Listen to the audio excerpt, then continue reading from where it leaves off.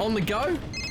Download the free andrewhogue.com iPhone and Android app, so we'll never be apart.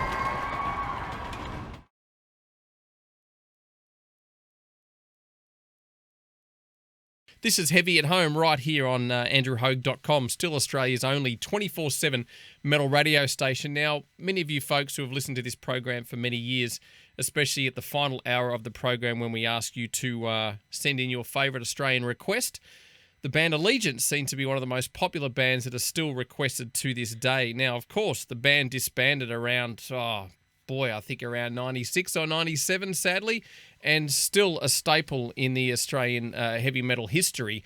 Well, that all changed a couple of months ago because the band have been hard at work rehearsing as a recent reformed show that is coming up on the 11th of December in their hometown in Perth has just been announced. We'll talk a bit more about that later on. But let's just get reacquainted with the frontman for the band, Conrad Higson. Welcome to the show. And again, it's great to reconnect with you. It's been a long time. Thanks very much, mate. Yeah, very, very long time. Now, like I said at the top, you know, the band is still heavily requested on this radio station, and we still, of course, feature the band's music on the station because, you know, you guys did so much during the sort of 90s in your, earlier career than most Australian bands at that time. And we're going back to the time when it was not easy to be in an Australian heavy metal band, especially from, early 90s till sort of mid later on.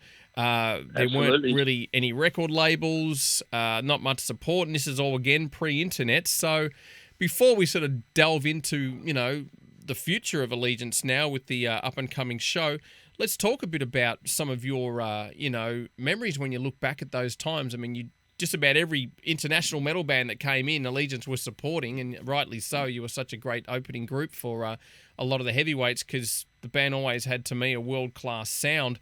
But just, I guess, a quick recap, looking back on some of the things, you did with the band. Do you think about some of those times? Oh, absolutely, mate. That's what's sort of given me a lot of the hunger to get back into it. I mean, obviously, a lot of things have gone on in the last 25 years or so with all of us in different ways and shapes. But great memories of that. I mean, I consider we were almost spoilt in terms of like who we got to play with, therefore meet and hang out with and stuff. They're just the best of the world's metal scene. So, and a lot of those people ended up being long-term friends, and I miss it, to be honest with you, a little bit. It's just what's crazy, the band only pretty much put out 2 albums and a live record, which when you look at bands today with home studios, they can pump out an album every 6 months. It's like a saturation of music, but the band's catalogue, as I said, quite limited, still holds so much weight today. What do you think it is about those albums that Allegiance put out that people still talk about now?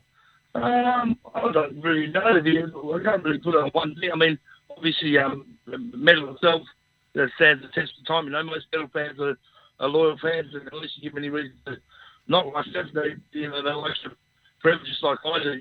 Still in the same bands I always was. We obviously all grow a little bit older and so on and so forth. But metal, a lot of lads. It's I think back in the day, like you said, there was no internet, and there was. We spent a lot of money in studio hours, and back when you used to do it on tape, and we used to have to do a lot of gigs because we didn't have any record company support in terms of dollars, so we had to do a lot of shows to generate that money. Same as when we were touring and that as well. But so I mean, a lot of hard work, a lot of hours in the studio, writing and recording and stuff. But it was obviously do justice to how things turned out, and we wanted to be, we didn't want to do it by halves or anything. So anything that did come, it was had to be the best we could possibly do at the time. And that's why there was quite a bit of a gap between the first album and the second album, even though we'd written the songs, a long time beforehand, like getting it released and so on and so forth, because we wanted to use a major label, which we did with Polygram, to distribute it so we could get into all the stores rather than just the little niche stores and stuff. And there was a bit of messing around involved with all of that sort of thing, because most record companies are used to owning your ass, and like getting a heap of money. Therefore, they obviously dictate to you what you can and can't do, and whereas it wasn't the case with us. So it was pretty much all on our terms, but we had to pay the price for that to a certain extent with certain things. But it stands the test of time. You know, our music is not similar to a lot of other metal bands that, you know, it doesn't really have a time thing on it, you know, or what's dated or not dated. It's, you know, it's metal, you know. I believe the opportunities were a lot harder back in those times pre-internet than it is today, but today it's a lot harder to cut through the noise because of the saturation. So it's almost like it's a double-edged sword. It's you know, it helps you get your name out quicker, but how much attention can you get from a person who's saturated with a lot of other options? Whereas back in the day, you were competing with, you know, other bands that have a bigger budget, more advertising, and then you had a limited budget with studio time. So it's funny you say that because with the, like you said, there was no internet back then, which really makes you at my age. But these days we're struggling to think of how to advertise like just for this one show, because it's I mean, we used to just saturate everywhere with handbills and posters and stickers, and, you know, every record store, everyone's windshield, every other people's shows, you know, things like that to get out there. Whereas now it's all sort of through Facebook or through things like that. And I mean, because we haven't been around a long time, that it's hard to sort of get out to, you know, people that you know, would have used to come and see us. A lot of people I know that are coming to this show are actually new people that are new fans of the band that haven't actually seen the band, but have heard the band and become fans through, you know, listening to other people's copies of the album and stuff like that. You know, being Aussie metal, you know, and being supportive of Aussie metal. So it's quite interesting. Well, let's talk about, you know, the idea of reforming. I know it's just with you, Jason, and Glenn. I know Tony and Dave aren't involved. So whose idea was it to, you know, pardon the Blues Brothers quote, let's get the band back together? Well, to be honest with you, there's probably more Squasher who actually says to say hello to you as well. But Squasher used to do the big day out for a lot of the touring acts and that as well as metal guys. I've seen him off and on, and we're both fathers now. I've got a 12-year-old daughter. He's got an 11-year-old daughter. I'm a single dad these days, so it's just me and my baby. But she's my little hardcore metalhead, and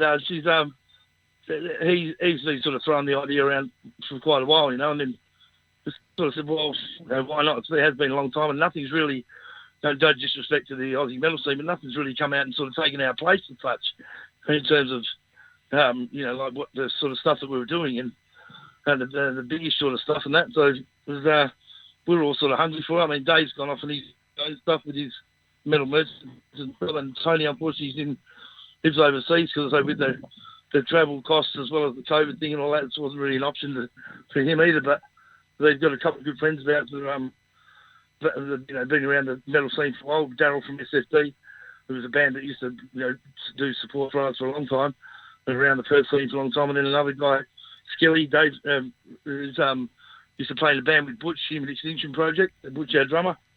So they're kindly filling in for us and rising to the occasion. It's that both of them, you know, consider to be an honour. So it's which is, you know, nice feeling for us.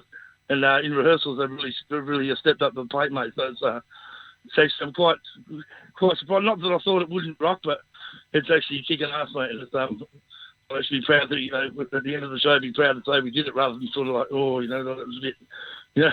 Yeah. It's 25. I've seen 25 years old. It seems like yesterday now. Yeah, well, I've seen some of the footage on the Allegiance Resurrection Facebook page, which we will tag on our playlist this evening. So, again, it's just good to start to hear those songs played. Now, as we know, it's a one-off show at this point on Saturday, the 11th of December at the Gate 1 Theatre with another classic band, Infected, as well as Depravity, Rat King, and Enforce. Now, this is at the Claremont Showground. So, I know COVID's screwed up a lot of things for every band in different parts of the world as far as touring, but let's look to the future. Is this just a one-off live show, or is Allegiance looking at actually, you know, officially reforming, recording some music and maybe doing some shows on the East Coast?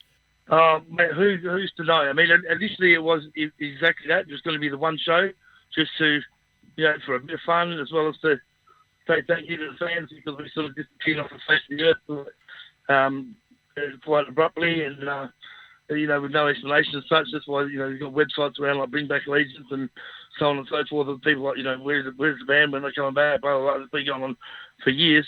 But after, getting together and playing and stuff, and then seeing there is a bit of interest over East and stuff again. I mean, we all still have that hunger for it. I don't think any of us sort of stopped loving it as such. It's just, people decide to move on and go in different directions. But who knows, mate? The world's our oyster. I'm certainly open to doing other things, and it was probably me that would have been holding anyone else back, maybe if in the past. So I guess we just have to see what happens. Hopefully, this show is going to generate a bit of interest in that again, and if so, I mean, I'd love to have fun with the fans again and with the boys, obviously. Well, I look forward to seeing how it all pans out from afar here over in the East Coast. And again, it's just been awesome to reconnect with you, Conrad. So what we can do before we end this chat, we can sort of just go through the discography and get you to choose one song off Destitution, one song off Skin Man, and we've also got in the library here the live record Time to React. So what tracks will they be as your choice? Okay. I'll probably go something sort of what people would think. So we'll go off Jump the Cruel Hand from Destitution. Let's see, probably Scorn. Yep. From Skin Man. And let's see, I mean, Time to React was a mixture of both. Let's see. Probably actually the song Time to React would be quite fitting. Alrighty, well, yeah, let's stay in touch, and I wish you all the best with this up-and-coming show on December the 11th for the Allegiance Resurrection. And like I said, since we put this station together, we celebrated our 9th birthday a couple of weeks ago. Congratulations on that, mate. I've heard a lot about it. I've been a little bit out of between, but I've heard the people that are still in amongst it all on that speak very highly of you, mate. And obviously, I remember who you are, and I'm glad to hear it's going real well. Oh, thank you. And like I said, the band's music's always been a staple in our library. And like I said earlier on about the records, they still stand up today, and that's why we still support it and play it. And as always, supporting Australian music. So let's hear some Allegiance now right here on Heavy at Home. And again, thanks so much for your time, Conrad. Thank you, mate. Good to talk to you, bro. No worries. Let's hear some Allegiance now.